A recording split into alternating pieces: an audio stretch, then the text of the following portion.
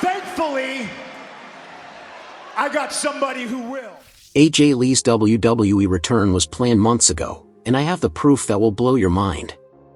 But that's not even the biggest story today, because Brock Lesnar just secretly resigned with WWE, and there's drama brewing between Nikki Bella and Wade Barrett that's getting messy fast. Stick around because what I'm about to reveal about tonight's SmackDown will change everything you think you know about WWE's master plan. What's going on, wrestling fanatics? Today we're diving deep into the most explosive wrestling stories that have the entire WWE universe buzzing. I've been covering wrestling for years, and I can tell you, what's happening right now is unprecedented. Tonight's SmackDown from Chicago isn't just another episode, it's being called one of the biggest SmackDowns in history. And after digging through insider reports, backstage whispers, and hidden Easter eggs that fans just discovered, I've uncovered the real reasons behind these massive moves. By the end of this video, you'll understand exactly why WWE is pulling out all the stops, the shocking truth about AJ Lee's return timeline, and the backstage drama that's got everyone talking. Plus, I'll reveal which NXT star is about to shake up the main roster in a way nobody saw coming. But first, let's talk about why tonight's SmackDown is being treated like a premium live event. Here's what most people don't realize: WWE is in panic mode, and they're throwing everything at the wall to see what sticks. According to Fightful Select, and this is where it gets interesting, Brock Lesnar has been scheduled to travel to Chicago this week. Now, you might be thinking, so what? Wrestlers travel all the time. But here's the kicker: sources within WWE confirmed that Lesnar was specifically discussed as a possibility for tonight's show. Think about this for a second.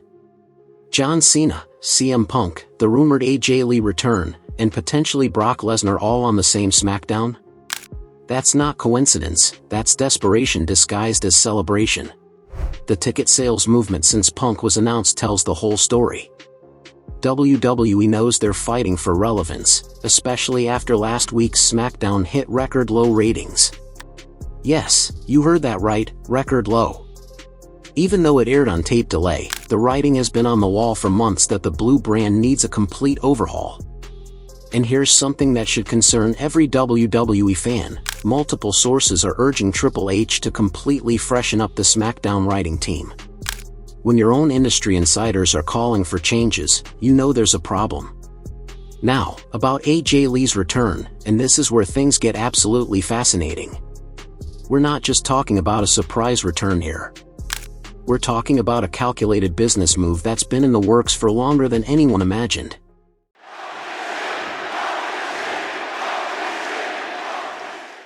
According to WrestleVotes Radio, this isn't the first time WWE has tried to bring back AJ Lee since CM Punk returned in November 2023.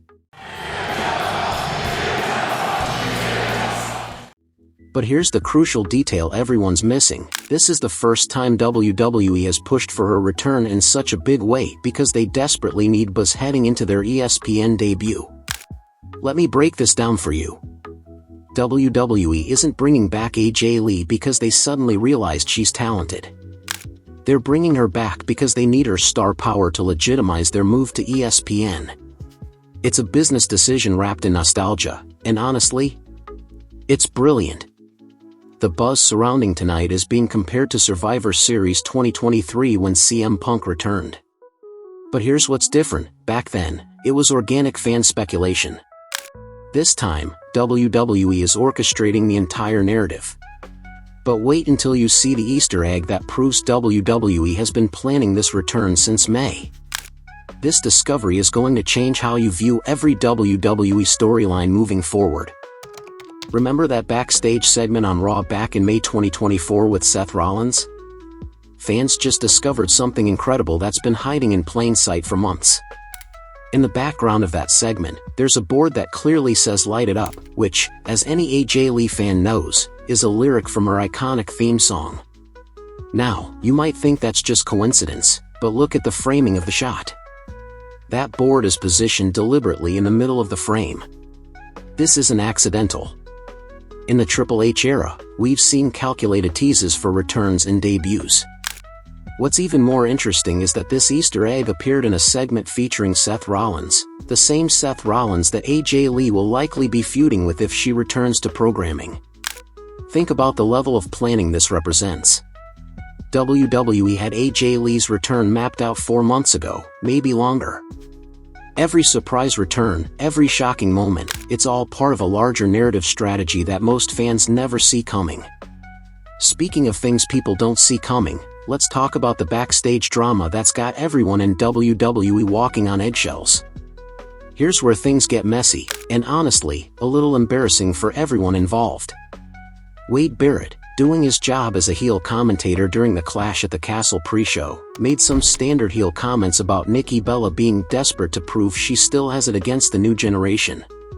These were clearly kayfabe comments, the kind of thing heel commentators say every week.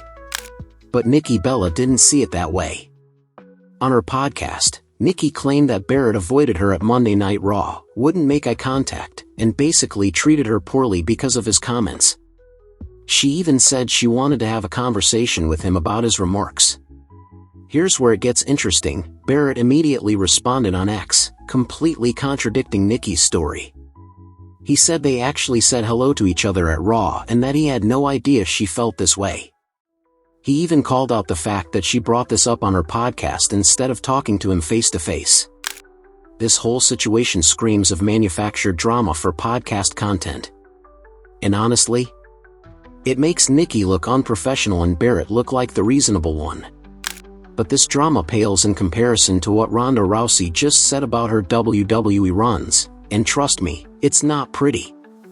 Ronda Rousey appeared on the Laps Fan podcast this week, and she absolutely torched her WWE experience. But here's the part that has everyone talking. She specifically called out her SummerSlam 2018 match with Alexa Bliss as effing ridiculous.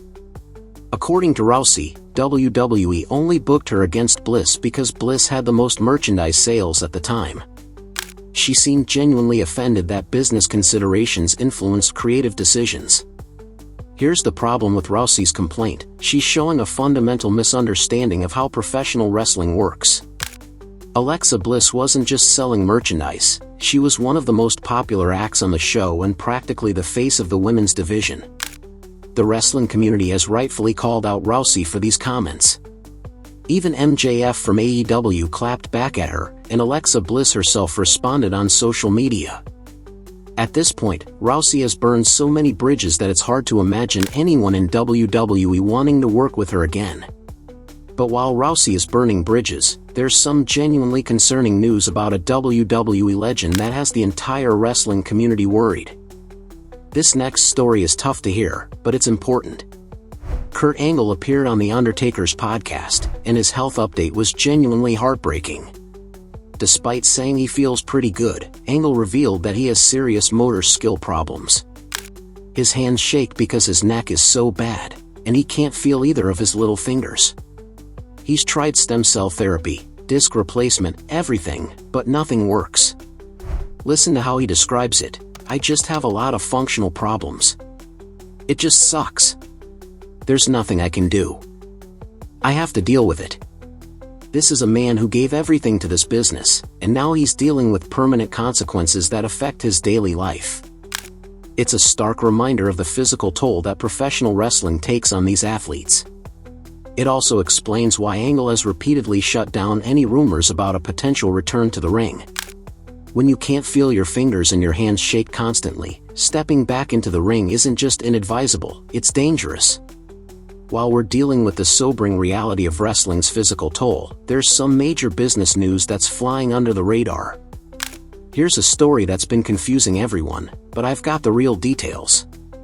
There's been massive confusion about Brock Lesnar's WWE status. Some reports said he resigned, others said he was working his existing contract.